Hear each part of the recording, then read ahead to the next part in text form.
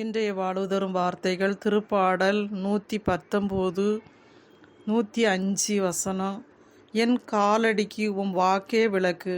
ஆம் சகோதர சகோதரிகளே, இதோ நம்மளுடைய பாதத்திற்கும் பாதுகாப்புக்கும் வழிகாட்டியாக இருப்பது ஆண்டவருடைய வாக்கு நம்மளுக்கு விளக்காக இருக்குது. நம்ம செல்லும் போதும் வரும்போதும் அவருடைய வார்த்தைகள் நம்மளை வழிகாட்டியாக பாதுகாப்பாக நம்மளை வழிநடத்துது. நம்மளுடைய உள்ளத்திற்கு பாதுகாப்பாக நம்மளுக்கு வழிநடத்தி வருகிறது. நம்மளுடைய தேவைகளை அனைத்தையும் சந்திப்பதில் அவருடைய வார்த்தைகள் நம்மளுக்கு ஒளியாக தீபமாக நம்மளுக்கு வழியாக வருகிறது. ஆண்டவர் நம்ம கூடே இருக்கிறார், நம்மளுக்கு ஒளியாக இருக்கிறார், அவர் விளக்காக இருக்கிறார், நம்மளுக்கு எப்போதும் பாதுகாப்பாக இருக்கிறார்.